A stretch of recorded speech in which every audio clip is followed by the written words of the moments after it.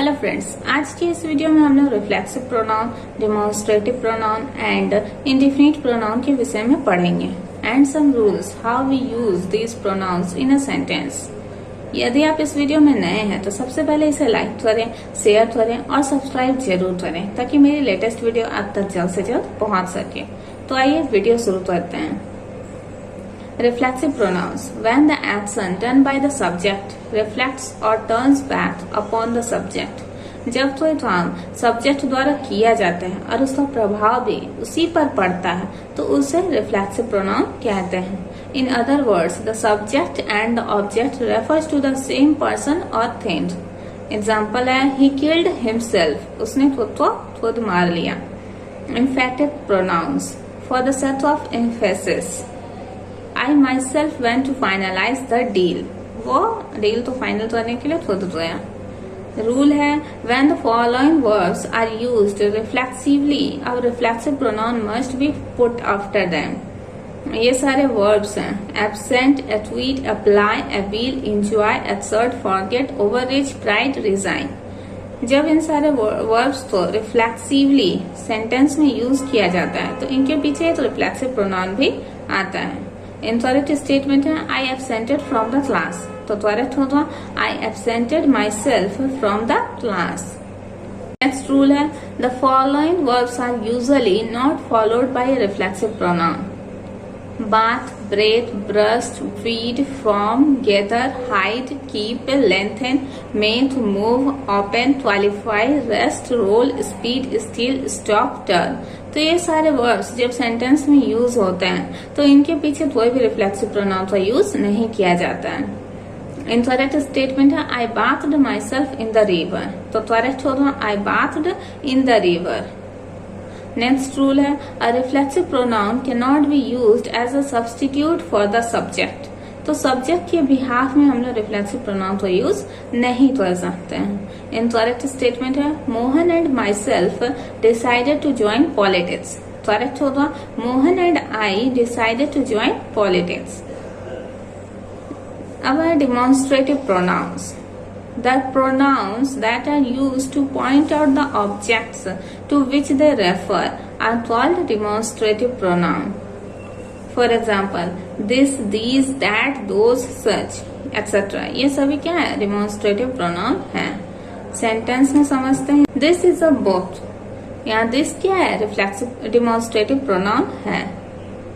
Rule: when two things which have already been mentioned are referred to, this refers to the thing last mentioned, that refers to the thing first mentioned।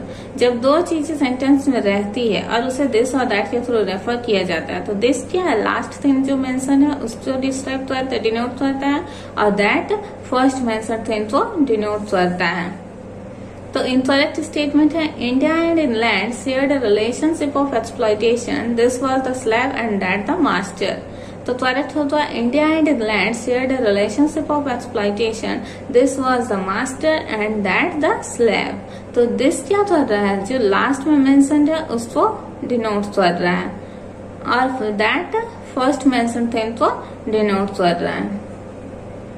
Rule: pronoun it comes before the fresh or close to which it refers, whereas this follows the fresh or close it refers to।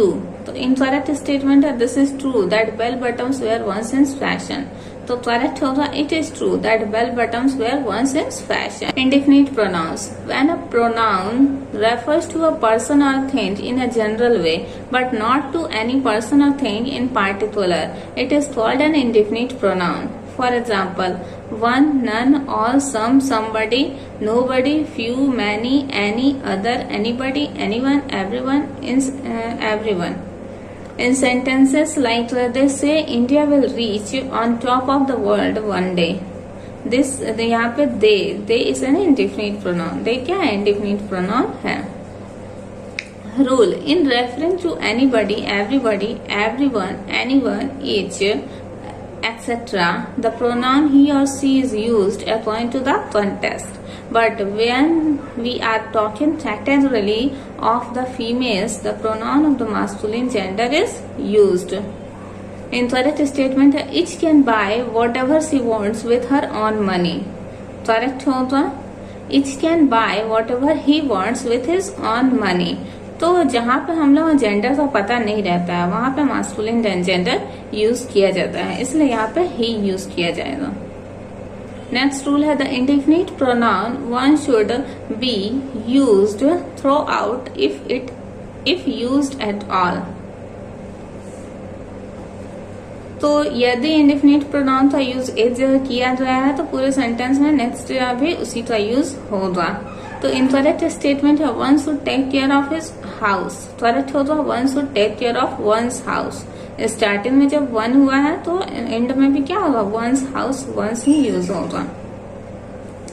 Next rule है none is used in the singular और plural as the sense में require. तो यह none का use क्या होता है, singular या प्लूरल दोनों रूप में हो जाता है जैसा जरूरत हो। इनकरेक्ट स्टेटमेंट है each boy was accompanied by an adult but there were none with the orphan. Correct होगा each boy was accompanied by an adult but there was none with the orphan. तो सभी बच्चे के पास क्या होते हैं, adult रहते हैं उससे टेक केयर करने के लिए, बट जो अनाथ होता है उसके पास कोई नहीं होता है। Rule anyone should be used when more than 2 persons or things are spoken of।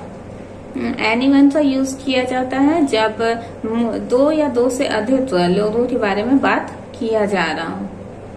Incorrect statement है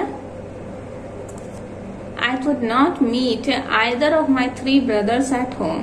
करेक्ट होगा I could not meet anyone of my 3 brothers at home. तो आज के इस वीडियो में इतना ही। यदि आप इस वीडियो में नए हैं तो सबसे पहले इसे लाइक करें, शेयर करें और सब्सक्राइब जरूर करें ताकि मेरी लेटेस्ट वीडियो आप तक जल्द से जल्द पहुंच सके। धन्यवाद।